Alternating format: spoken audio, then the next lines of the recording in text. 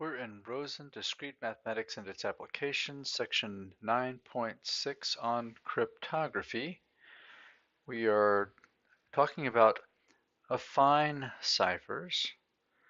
And earlier in the chapter, there was a discussion of shift ciphers, but they're just a special case of what we call an affine cipher. And the encryption function for an affine cipher has in addition to the shift term, there's also a multiplier for the plain text code to give us the encrypted code. So instead of p plus b mod 26, it's an integer a times p plus b mod 26. And we have to select a and b so that f is a bijection. That means a needs to be relatively prime to 26. In order to be able to decipher something, we'll need to have the inverse of a, and that requires it to be relatively prime to the modulus. All right, so here's a quick example of an encoding. If I want to encode the letter K using the affine cipher 7p plus 3 mod 26, K represents 10, so I take 7 times 10 plus 3. That's 73. Mod 26 gives me 21, which then I translate back to a V for my encrypted text. Now, if we want to decrypt an affine cipher, we'll solve for the plain text value given the encrypted value by just doing operations to isolate the variable incongruences. The first thing we would do is subtract b from both sides to get c minus b is congruent to AP mod 26.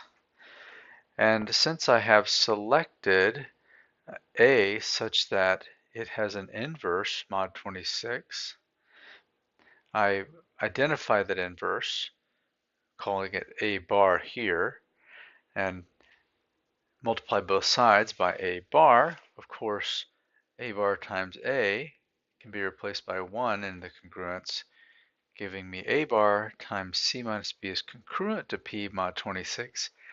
And since p comes from since p is an integer less than 26, our decryption function is p equals a bar times the quantity c minus b, and then we take the mod 26 to get the remainder.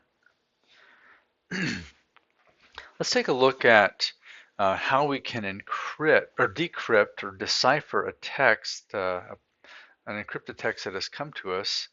We can do that by counting up the letters. You might have done a puzzle or something like this where you look at all the letters and guess what the most numerous one is.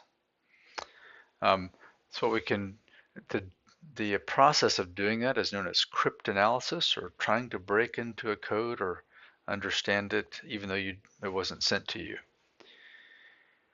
If you're looking at an affine cipher, we would be tempted to maybe look at the relative frequencies of the letters. And the most frequent letter in use in the English language is the letter E. So if you see a lot of a specific letter, you might guess, oh, that might be an E. And then the next most frequent letter might be a T, but maybe it won't be. You could try E and T, and if it worked, great. If not, then you might try E and A for the next most frequent letter. Nothing says it has to be it, but this is a general frequency analysis of these letters in the English language. So we look at the frequency of the letters in the ciphertext, guess, hypothesize that the most frequent letter is E. If it's a shift cipher, just create a shift from the encrypted text to the E. And if E is not working, you can try T again. This assumes it's a shift cipher. Here's a message that has come to us. We believe that it is a shift cipher, so let's analyze it. Most common letter is K. 1, 2, 3 letters K. And if we guess that's an E, we would shift K by 6 positions to get to an E. So it means we would subtract 6 from every encrypted value, and we would come up, oh, we get early bird gets the worm. So it went from gibberish to non-gibberish. That means we probably got it right. Now let's try cryptanalysis on an affine cipher, not a shift cipher.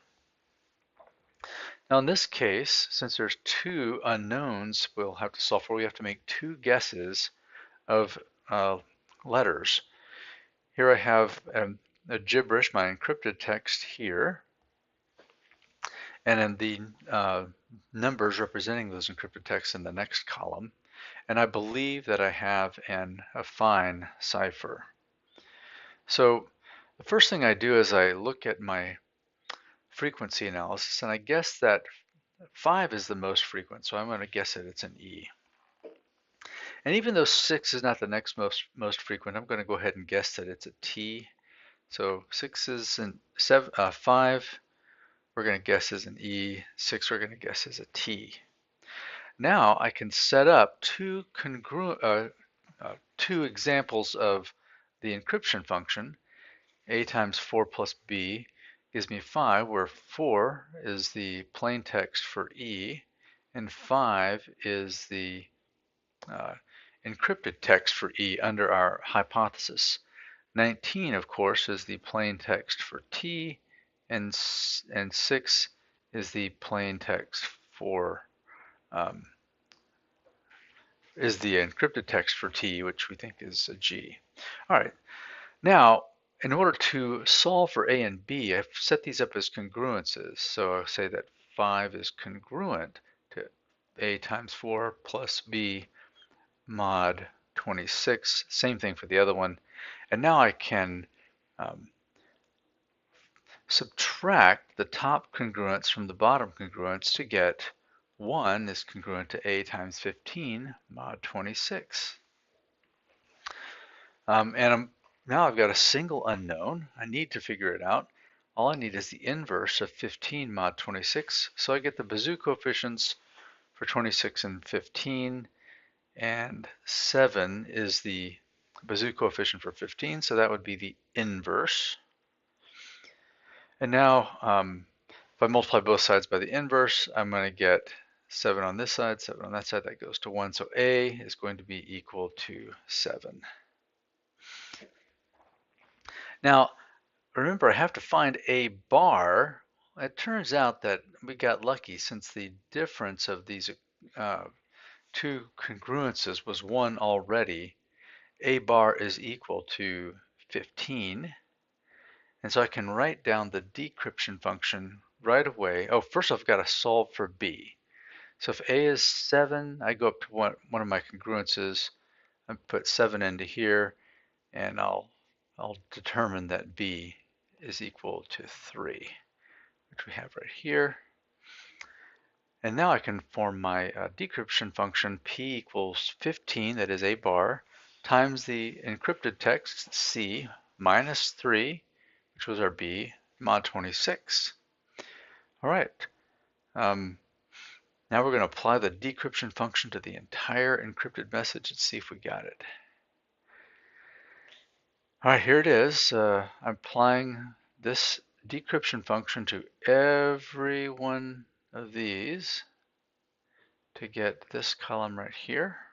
I'm going to convert it back into a letter to see if we got it solved. Oh, and we do. It says experience is a great teacher. And there is a discussion of affine ciphers, cryptanalysis, and then cryptanalysis suspecting that the encryption was an affine cipher.